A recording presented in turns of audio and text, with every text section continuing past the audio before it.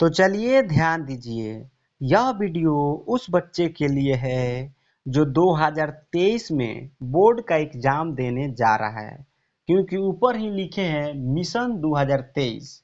और इस वीडियो में हम पढ़ाने वाले हैं क्वेश्चन बैंक के 2014 के मैथ के ऑब्जेक्टिव। इससे पहले इसका 15 गो ऑब्जेक्टिव बनवा चुका है।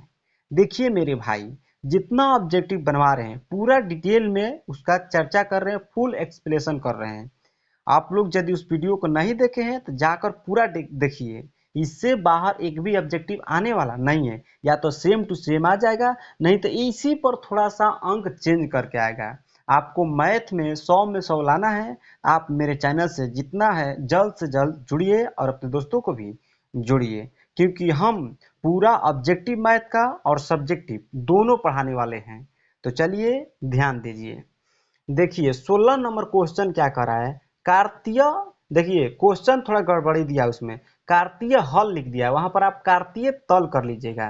कार्तीय तल में स्थित किसी बिंदु बिंदु दे दिया है 6,4 के कोटि का मान खाली स्थान होगा। तो देखिए यहाँ पर दोनों में से बताना है कौन कोटि का मान है। हम लोग जानते हैं कि जब निर्देशांक जो लिखा था उसमें पहला वाला जो निर्देशांक होता है x अक्ष का होता है, और जो दूसरा निर्देशांक होता है वो y अक्ष का होता है। तो हम पढ़ा चुके हैं कि x अक्ष का जो निर्देशांक होता है इसे भुज कहते हैं, ठीक। और जो y अक्ष वाला निर्देशांक होता है इसे कोटि कहते हैं। इसमें हमें कोटि का मान पूछा है, तो कोटि का मान पूछा है तो आंसर क्या हो जाएगा 16 नंबर के, तो 4 हो जाएगा, यानी कि 4 भर देंगे। अब 17 नंबर क्वेश्चन ध्यान दीजिए। देखिए 17 नंबर क्वेश्चन बहुत ही इजी है। देखिए दिया है tan 90 डिग्री माइनस ए, अब बराबर भरना है। देखिए तो यहाँ पर क्या भरेंगे, आप लोग एक बात याद रखिएगा, साइन जो होता है साइन चेंज होता है कॉस में। इस बात को उल्टा नहीं करे, साइन को उल्टा तो कॉसेक होता है, इस बात को याद रखिएगा। साइन को उल्टा क्या होता है, कॉसेक होता है। लेकिन चेंज का बात आता है तो साइन जो होता है कॉस में चेंज होता है, और कॉस जो होता है साइन में चेंज होता है, दोनों तरीके से याद रखिएगा। टैन जो होता है कॉट में चेंज होता है, और जो सेक होता है ये कॉसेक में चेंज होता है। ये तीनों बात याद रखिए, बार बार हम बता रहे हैं हर वीडियो में। देखिए तो यहाँ पर पूछ दिया tan 90 डिग्री माइनस ए, तो tan किस में चेंज होता है, तो कॉट में, तो तुरंत आंसर मार दिएगा कॉट। यहाँ पर क्या लिखेंगे कॉट। लेकिन लेकिन लेकिन एक बात और याद रखिएगा, यहाँ पर देखिए क्या दिया, ए दिया है तो यहाँ पर ए लगाएंगे। यदि थीटा दिया रहेगा तो थीटा लगाएंगे, अल्फा दिया रहेगा तो यहाँ पर अल्फा लगा देंगे, बीटा दिया रहेगा तो बीटा। आप लोग समझ गए। आई होप कि आप लोग कंप्लीट समझ में आया होगा। एक बात और याद रखिएगा, यहाँ पर tan दिए तो कॉट लिख दिया, साइन दिए साइन देगा तो कॉस लिख देंगे इधर, इधर सेक देगा तो इधर कॉसेक लिख देंगे।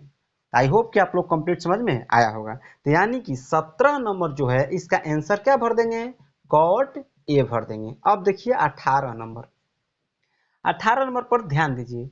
18 नंबर क्वेश्चन में दिया है कॉट 60 डिग्री। देखिए 18 नंबर जो क्वेश्चन है आपके एग्जाम में लघु उत्तरीय प्रश्न बन सकता है, इस बात को याद रखिएगा। 2 नंबरिया question, cot 60 degree into cos 30 degree plus में sine 60 degree into sine 30 degree दिया है।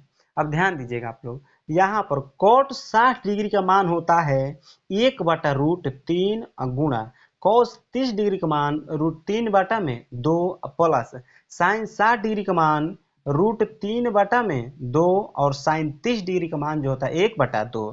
देखिए √3 से √3 कट जाएगा, 1/2 प्लस √3 में 1 में गुणा करेंगे √3, और नीचे नीचे गुणा करेंगे 2 दूनी 4।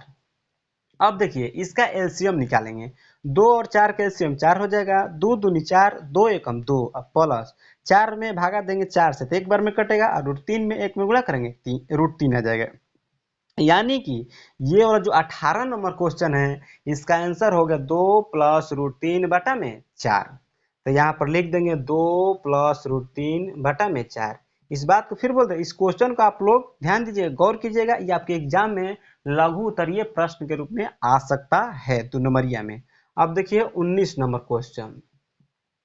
देखिए आई मेरे भाई, मेरे प्यारे भाई लोग, फिर एक बार बोल दे रहे हैं, यदि आपको समझ में आ रहा है तो प्लीज़ यार चैनल को सब्सक्राइब कीजिए और अपने दोस्तों के पास भी शेयर कीजिए, क्योंकि वीडियो बनाने में बहुत ही मेहनत लगता है। और ये गारंटी देते हैं हम कि इससे बाहर एक भी ऑब्जेक्टिव नहीं आएगा, या तो इसी परसेंट से यही आ जाएगा, नहीं तो इसी पर आधारित आएगा। आपका एग्जाम में एक भी ऑब्जेक्टिव छूटने वाला नहीं है। इसके बाद हम सब्जेक्टिव पढ़ाने वाले हैं मैथ।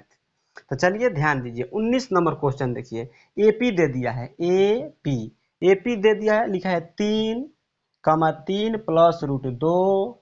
फिर लिखा है 3 + 2 √2। अब ज्यादा नहीं लिखेंगे क्योंकि इसमें सार बंतर निकालना है। देखिए, तो सार बंतर के लिए कम से कम दुई पद रहेगा तो निकाल देंगे। देखिए, सार अंतर को ही डी बोलते हैं, कॉमन डिफरेंस इंग्लिश होता है इसका। तो ध्यान इस पर, यहाँ पर कॉमन डिफरेंस अर्थात सार बंतर निकालने के लिए बोल रहा है।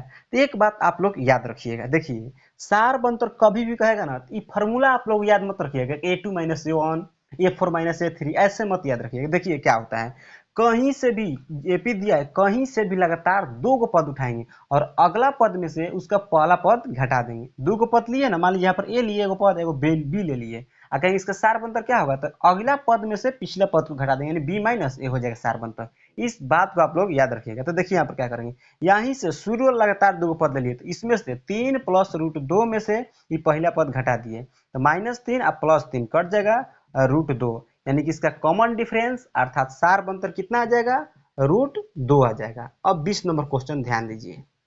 देखिए, और एक बात, इससे क्वेश्चन देखिए घुमा कैसे पूछेगा, देखिए बता दे रहे हैं।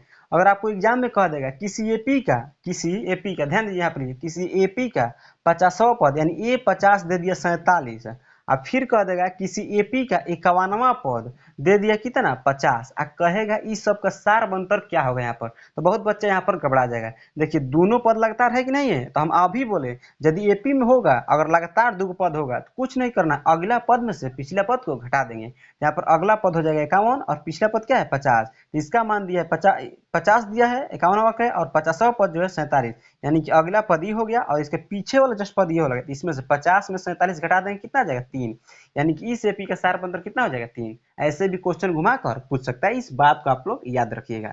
अब ध्यान दीजिए 20 नंबर क्वेश्चन कह रहा प्रथम 5 अभाज्य संख्याओं का माध्य निकालना है, खाली स्थान दे दिया उसमें भरना है। तो ध्यान दीजिए, सबसे पहले अभाज्य संख्या सोचते हैं क्या होता है।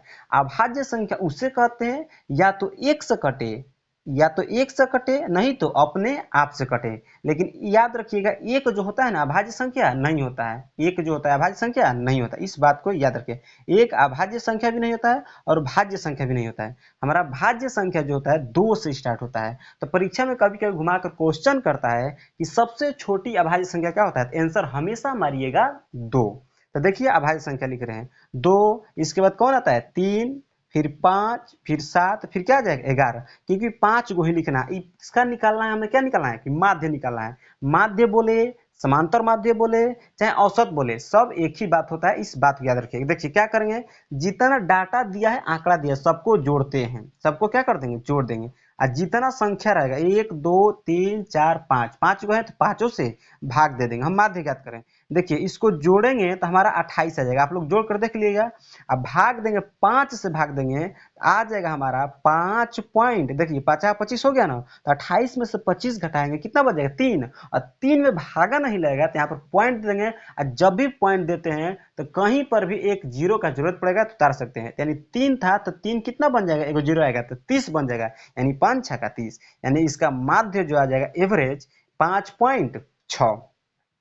यही हमारा फाइनली आंसर हो गया। आई होप कि आप लोग कंप्लीट समझ में आया होगा। फिर मिलते हैं नेक्स्ट वीडियो में, तब तक के लिए बाय बाय, और वीडियो देखने के लिए धन्यवाद।